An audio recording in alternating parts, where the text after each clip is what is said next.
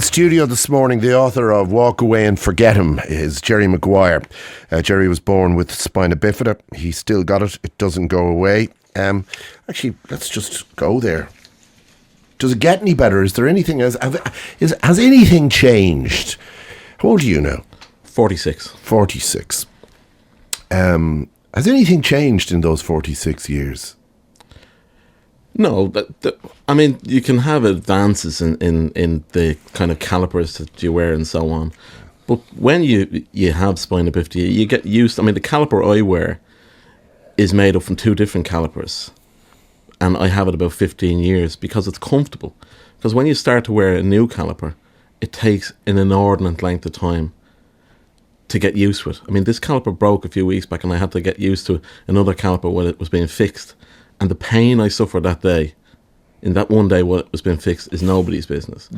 So it's that kind of thing that you have to get used to. If you're used to a caliper and it's comfortable and it doesn't cause you pressure sores, you carry on with it. So in that way, I'm sure calipers have advanced, but you're reluctant to go to the advancements. In relation to surgeries, I mean, what surgery can you do? The spine is basically screwed, you know. So can you describe to us in lay terms what it is? Well, spina bifida is literally called split spine. Yeah. So it means that when the child is born, the spine is literally not as a whole, it's kind of split in two. So the immediate surgery is to fuse the spine into one long life-giving organ. And it's not going to be a perfect spine. It's just fusing the spine. It's basically like if you have a piece of metal that's snapped in two and you weld it. Yeah. There's always a danger that welded part will come apart at some stage. You're not going to use that piece of machinery as well as you would use a fully operated piece of machinery. And it's the same with the spine. With the result that people born with spina bifida will always require aids to help them walk, be it using calipers as I do, or using a wheelchair as I do on long treks. But no, the answer to the question is no. It's never going to get better. It could get worse. I mean, I know I had an accident at home in 2005 and when I smashed my arm, and that kind of made my disability more obvious to myself. Oh yeah, without one of your arms. Yeah, because I had two. You were croaked, I presume. Completely. I had one extremity being my right arm, which worked.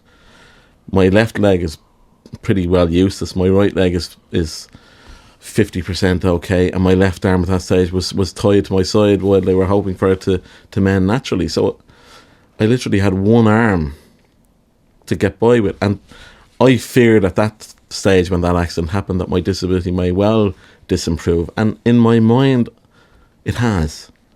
Physically it probably has as well, but in my mind it has, because it set fears within me. Well, also as men we are dilapidating. Absolutely. After about 30, both you and I, for exactly the same reasons, are falling apart. Right. However, I don't have spina bifida, so I can kind of just about get round. For you though, it must be.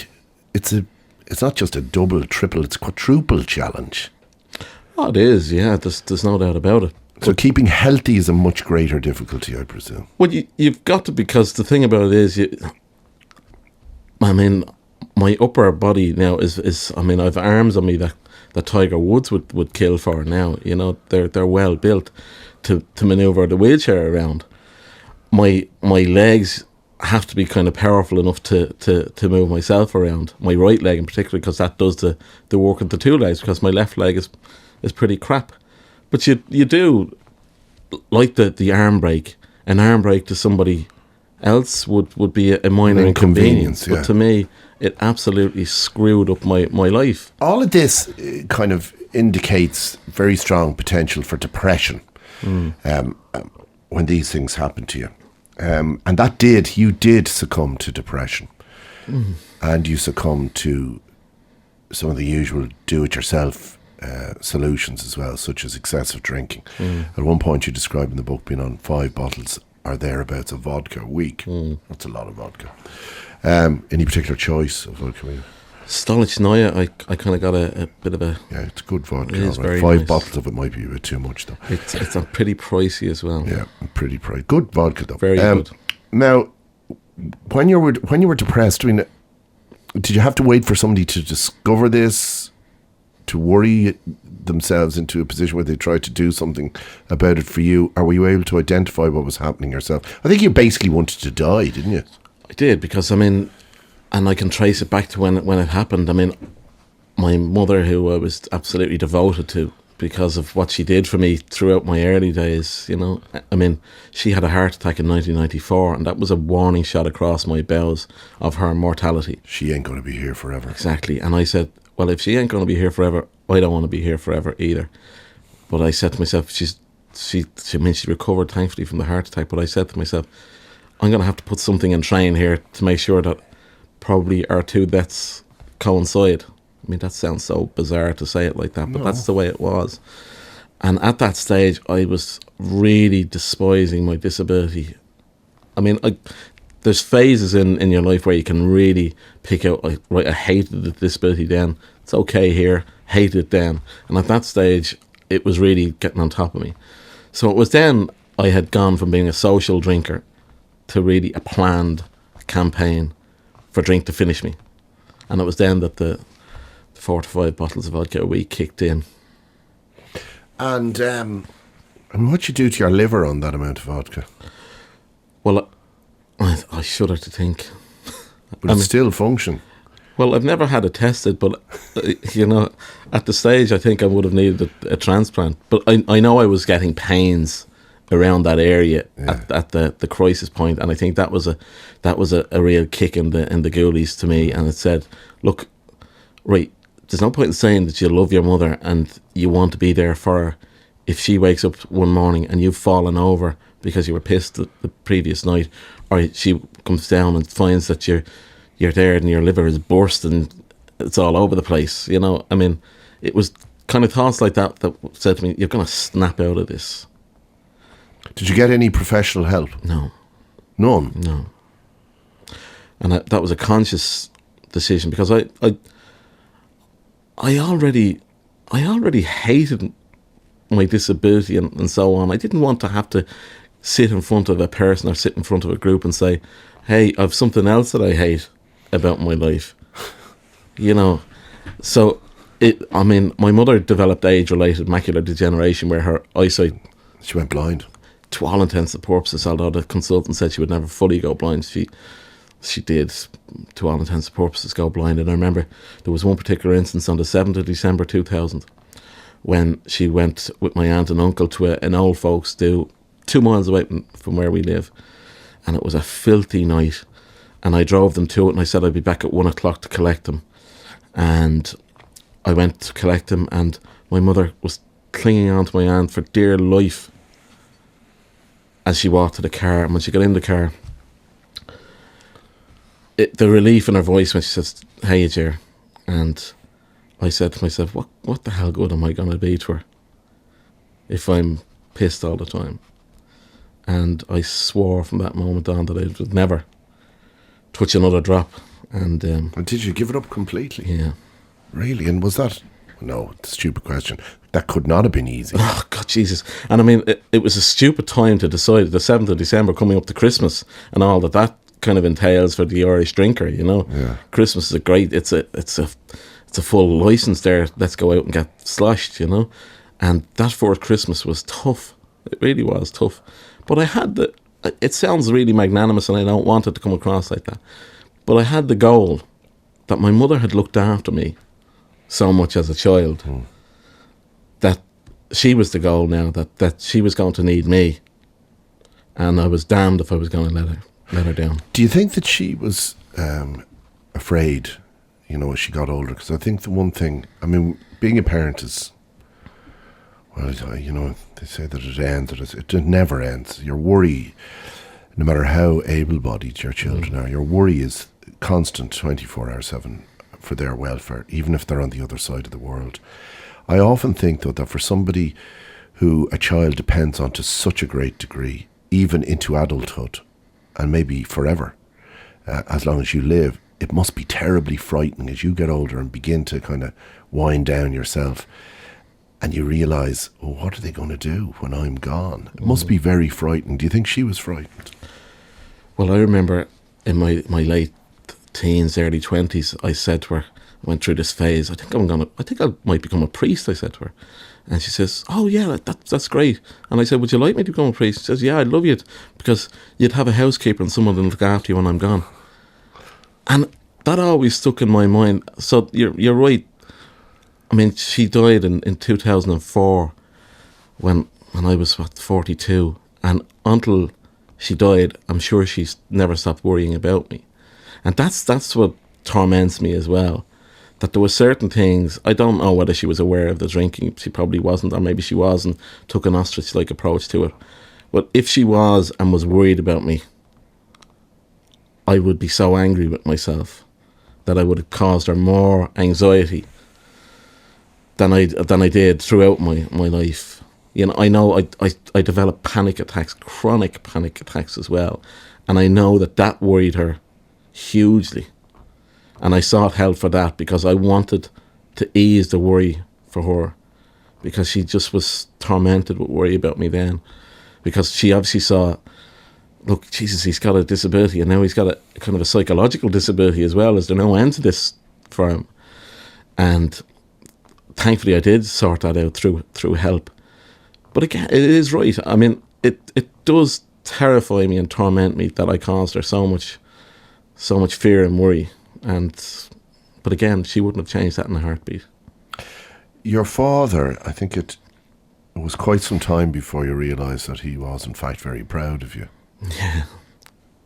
Well, you see again, Gerry, it was I always considered that I had one parent, my mother. I was so devoted to her that, God love him, I didn't give him the time and attention that he fully deserved.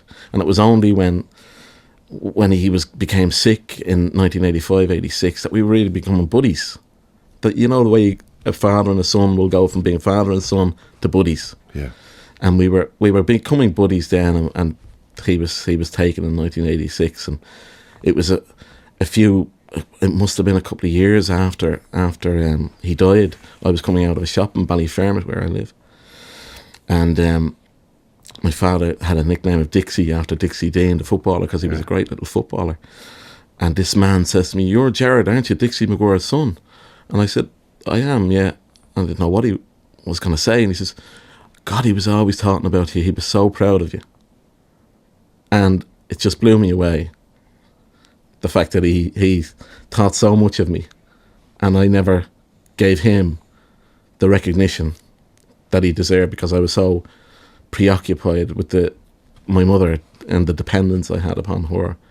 But I know he was incredibly proud of me, and looking back at it, and I never told him, and to my shame I never told him, I was equally as proud of him. They're both dead now. Were you with either of them when they died? Yeah, I was with both of them. I was holding my father's hand when he died, and at 6:15 on Friday, the 22nd of August 1986, it's indelibly printed on my brain. And a couple of weeks before he died at home. A couple of weeks before he died, he called me over to his bedside, and he says, "I want you to do something for me." And I said, "What?" And he says, "I have some money upstairs, hidden under the carpet upstairs. I want you to look after your ma with that for me." And I went upstairs, and there was £100. And I mean, it wasn't a king's ransom by any means. And I went up and brought it down to him, and I said, "I have it." And he said, "Look after her for me, won't you?" And hopefully I kept that promise to him. 2FM. In studio, our guest this morning is the author, Gerry Maguire. Gerry's book, his own personal life story, having lived his entire life with spina bifida, walk away and forget him. Gerry, where are you now? I mean, the story is one of total and complete honesty about how you despise your illness. What do you call it, by the way? Do you call it a condition or an illness or a... I call it a pain in the arse. A pain in the arse. You despise your pain in the arse. You hate it. You hate the places that it's led you. You hate the places that it denies you. So where are you now? Well, I went through a phase, Gerry, of being ashamed of my disability. not ashamed of myself, but ashamed of my disability and all the... And did you see the disability as a separate thing to you as a person? I saw it almost as somebody pulling me back on a rope. Like it was an entity? Yeah. I never let it kind of... I didn't want it to become part of me, but yet it was a fundamental part of me because it stopped me doing so many things and stops me doing so many things. With the result, as I say, I became ashamed of it. But writing the book has liberated me so much. It's freed me up. I mean, I went through a phase of if I see people in a shopping centre that I knew and I'd be in the wheelchair pushing myself along doing my shopping, I'd duck into a shop so that they wouldn't see me in the wheelchair, because it would be, they say, Jesus, Gerry's in a wheelchair now. What? I mean, I know he walked with calipers, but now he's in a wheelchair. And now I say to myself, I just want to get through life as best I can. And if it means that I'm going to use a wheelchair, well, so be it. So in that way, it's been so liberating. You know, it hasn't taken away the disability. That's the only thing. And it never will. And if I write 1 million books about how I feel, it will never kind of get that feeling away that I hate my disability. And I don't apologise to anybody for that, because I think people in Ireland are too PC about being afraid to say, right, I have a disability and it stops me doing so many things and I hate it and I'd give it away tomorrow if I could. I'd give it away right now if I could. In fact, you despise the disability so much that you say that while you are not pro-abortion, you don't believe in abortion as a contraception, you do believe that we should open the debate. You believe that it would have been okay, it would have been utterly understandable for your mother if she had been told that your disability was as it is, for her to terminate her pregnancy. You would not have a problem with either her doing that or another woman doing that. No, not a problem in the world, because I've lived the life, I've seen what it's like, and if my mother had terminated the pregnancy, the only problem I would have is it would have caused her more emotional distress and physical distress, and I caused her enough of that in life. So again, she was in a no-win situation, God love her. But the fact of the matter is, if she had been told during pregnancy that my disability was going to be as serious and have so many repercussions as it has had to me throughout my life, and she had decided to terminate the pregnancy, I would have been there've been many times where I would have been glad that she had. Does that mean that you, on balance, would prefer not to exist? It's a very tricky question. I mean, the natural corollary of that is, well, why don't you kill yourself? You know, that kind of a way. And I wouldn't. There've been times when I've been really down, and that has crossed my mind, but it's never been high on the agenda. But what I'm saying is, maybe it would have been better had I not had to be put through this. I have this kind of Catholic notion that I will meet my mother again someday when I die, and that if I did take my own life, maybe I might be stopped from meeting her in the great beyond because I took this act. Again, that sounds very naive to say that, but I just was so devoted to her that I live for the day when I will see her again. But that doesn't take away from the fact that I caused her so much worry and anxiety throughout my life. Again, she would go through it again tomorrow, I know, but that doesn't make it right. She wasn't able to enjoy her life the way she should have been able to enjoy her life, and I haven't enjoyed my life the way a person should enjoy his life. It's a long-winded way of saying maybe it would have been better if it had been terminated. You, as by your own admission, you lust after women, you love the company of women. I think you've been in love. Mm-hmm. Finding a relationship that's meaningful and sustainable when you're disabled is difficult. It's certainly not impossible, but it's difficult. As you get older, do you lose hope that you will have somebody to go through the twilight years with? Well, I mean, I look back at the time when my mother was really sick, and it was the most traumatic time of my life. And I would have loved, I mean, I have a great family that I wouldn't swap for anybody. I have great friends that I wouldn't swap for anybody either. But I hadn't got that one person that would have put their arm around me and maybe not said anything, just put their arm around me. At that time, I hadn't got that.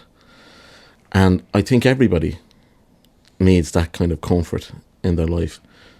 I'm not lonely, but I am alone. And that's not good. No. But again, I mean, how overwhelming is that? I mean, look, everybody. What's the great phrase my friend had? What do you mean, do I love you? Am I riding you? You know, and that always brought home to me that sex is such an important thing. Sex is a hugely important thing, so you want that.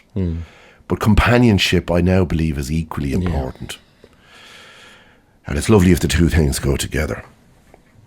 And even better if there's a bit of respect thrown in as well.